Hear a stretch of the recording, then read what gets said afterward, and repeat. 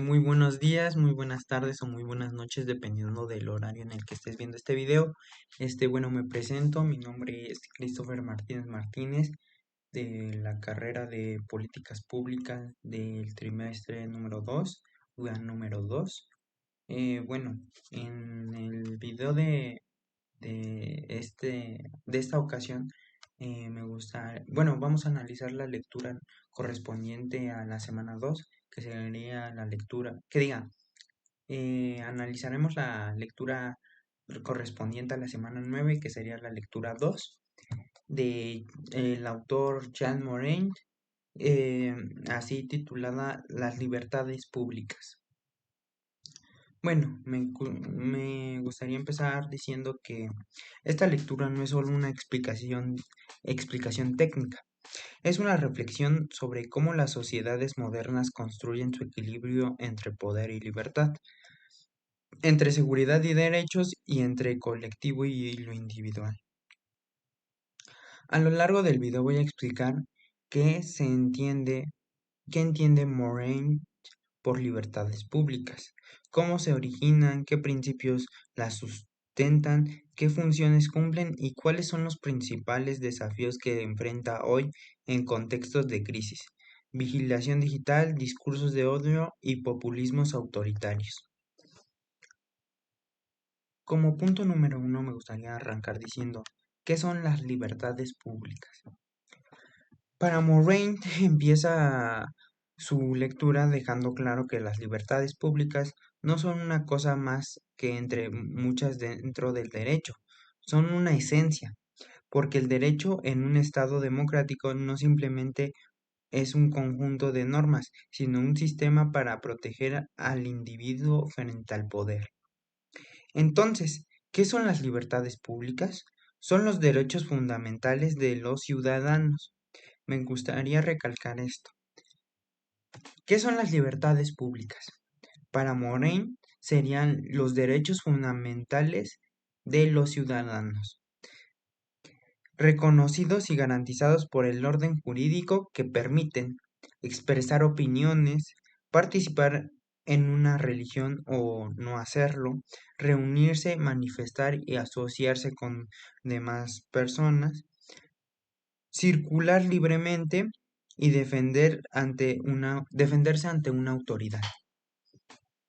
Estas libertades son la condición de posibilidad de la vida democrática. Sin ellas no hay ciudadanía real y lo más importante, no nacen con nosotros, son una conquista. Punto número 2. ¿Por qué son públicas? Una de las primeras cosas que aclara Moraine es que hablamos de las libertades públicas y no simplemente de las libertades. La respuesta es que se trata de libertades reconocidas, organizadas y protegidas por el derecho público, es decir, por el Estado. No son simplemente deseos individuales ni costumbres sociales, sino derechos con valor jurídico. Esto implica dos cosas fundamentales. Las libertades públicas no dependen de la buena voluntad del poder, sino que están garantizadas por normas superiores. Y como punto 2, pueden ser exigidas, invocadas, defendidas incluso contra el mismo poder público. Y ahí está lo interesante. El Estado garantiza las libertades públicas, es también el principal poder que pueden violarlas. Por eso, deben de autolimitarse, deben de someterse a la Constitución, al principio de la legalidad y a los controles jurídicos. 3. El nacimiento de las libertades públicas. Moraine explica que las libertades públicas, tal como las conocemos hoy, nacieron con la modernidad política, especialmente a partir del siglo XVIII, en contextos revolucionarios. Dos momentos clave de ellas fueron la Declaración de los Derechos del Hombre y del Ciudadano en Francia en 1789 y la Constitución de los Estados Unidos en 1787 y Civil Bill of Rights en 1791. Ambas escriben la idea individual que tiene derechos anteriores y superiores al poder político, y que ese poder solo es legítimo si se respetan esos derechos. Esto rompe con el antiguo régimen donde la libertad era concedida como cohesiones del soberano. Desde entonces las libertades pasan a ser la regla y la restricción y la expresión. Esa investigación de la lógica del poder es fundamento de la democracia moderna.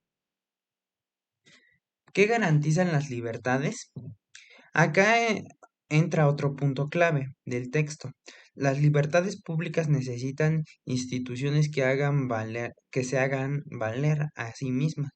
Moraine insiste que no basta con declarar libertades, hace falta una constitución que lo reconozca, un poder judicial independiente que lo proteja, preside- procedimientos accesibles para defenderlas y un control del ciudadano constante. Por eso las democracias modernas, las libertades públicas están fuertemente vinculadas al Estado de Derecho. Y esto me parece fundamental porque muchas veces se habla de la libertad como si fuera algo abstracto, una simple experiencia subjetiva, pero la libertad pública es una construcción jurídica y política donde necesita reglas, garantías, recursos y también compromiso ciudadano. 5. Libertad absoluta o libertad reglamentada. Otro tema importante que plantea Moraine es que el carácter no absoluto de las libertades no es absoluto en las libertades públicas. A diferencia de una visión individual extrema, él explica que en una sociedad democrática las libertades se ejercen en relación con los demás y por eso pueden ser reglamentadas, limitadas y equilibradas. Por ejemplo, la libertad de expresión no habilita a difamar o a incitar al odio. La libertad religiosa no permite imponer dogmas o otros. Y la libertad de circulación puede ser limitada por razones de seguridad. Pero, y acá está el punto, esas limitaciones deben cumplir ciertos criterios. Como, como punto número 1, legalidad. Toda restricción debe estar prevista por una jurídica. Necesidad debe responder a un interés legítimo. Proporcionalidad no puede ir más allá de lo estrictamente necesario. Y controlabilidad debe de ser revisada por una autoridad judicial. Este equilibrio entre la libertad y el orden es uno de los desafíos más delicados del derecho público. 6. Tipos de libertades públicas. Moraine distingue varios tipos de libertades públicas. Algunas de las más importantes son A. Libertades individuales. Derecho a la vida, a la integridad física y a la privacidad. Libertad de pensamiento, de conciencia y de religión. Derecho a no ser detenido y arbitrariamente agraviado. B. Libertades colectivas. Libertad de expresión, libertad de reunión y manifestación, libertad de asociación y libertad sindical. C. Libertades políticas. Derecho al sufragio, participación en la vida pública, libertad de información y pluralismo de partidos. D. Libertades económicas y sociales, derecho al trabajo, derecho a la salud y a la educación, y libertad de empresa. Cada una de estas libertades responde a una necesidad humana concreta y solo puede existir si están protegidas por normas jurídicas y mecanismos efectivos. 7. Libertades formales versus libertades reales. Uno de los aspectos más críticos del texto de Moraine es cuando señala la diferencia entre libertades formales y libertades efectivas. Él dice que no basta con que una constitución proclame derecho si las personas no conocen esos derechos. no tienen medios para ejercerlos o las instituciones no las garantizan en la práctica. Por ejemplo, ¿debe servirse el derecho a la educación si no hay escuelas de calidad o accesibilidad? ¿O el derecho a la salud si el sistema público está colapsando? Esto me parece una de las claves más actuales del debate sobre los derechos, la igualdad en el goce efectivo de las libertades públicas. No se trata solo de que haya leyes bonitas, sino que debe de que las libertades se traduzcan en condiciones reales. Punto número 8. ¿Por qué son vulnerables las libertades públicas? Moraine también advierte que las libertades públicas son frágiles, no son conquistadas definitivas, siempre están en riesgo. Algunas amenazas constantes son estados de excepción, emergencias sanitarias o de seguridad,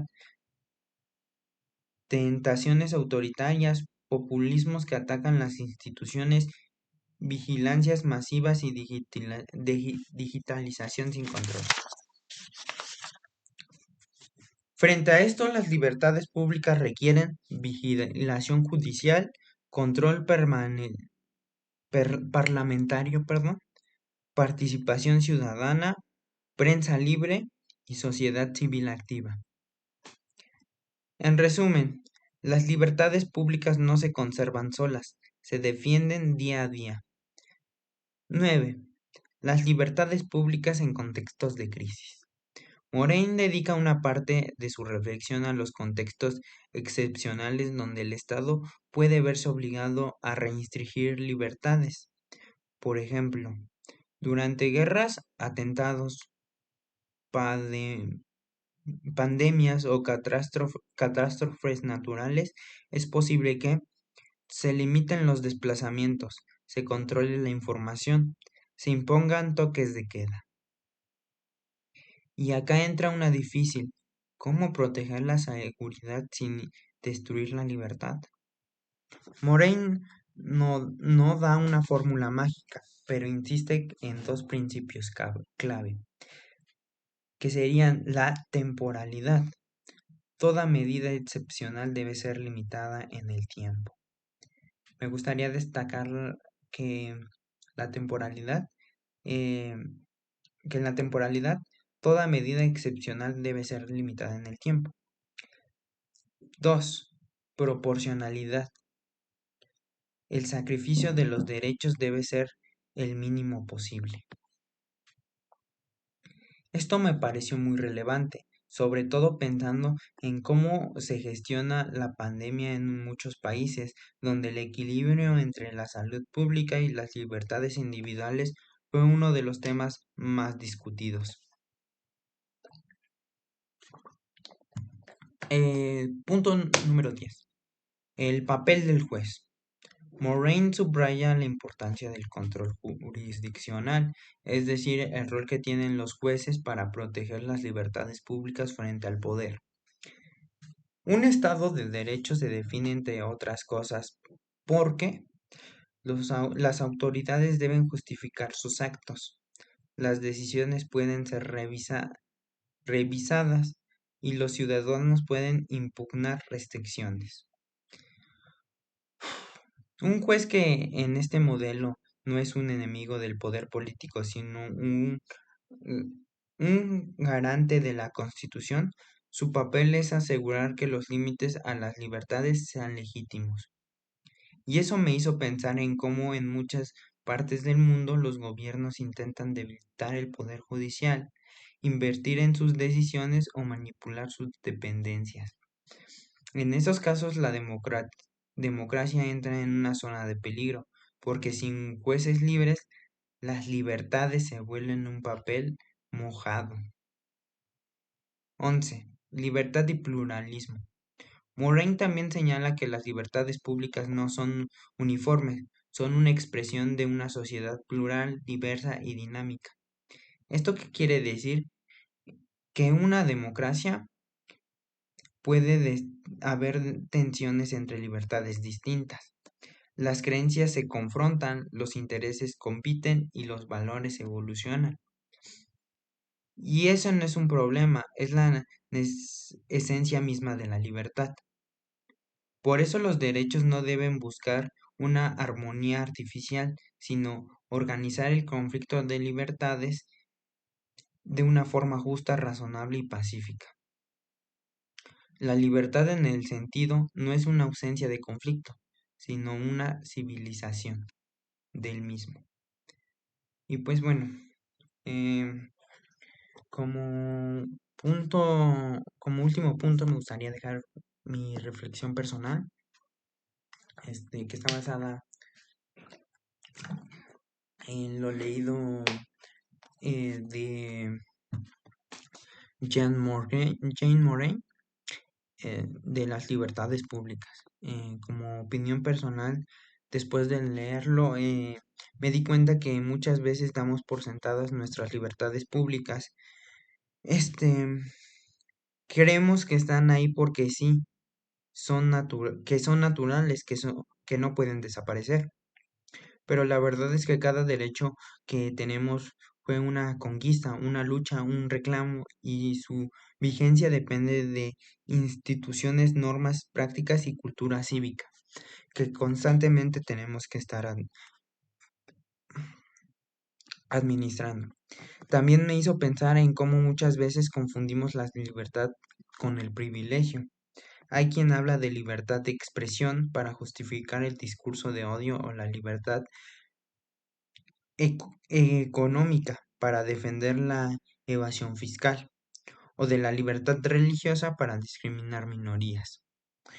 Morgaine me ayudó a entender que la libertad pública es un concepto normativo, político y sobre todo racional. No se trata solo de mí, sino de cómo la libertad convive en los demás y cómo nos hace convivir.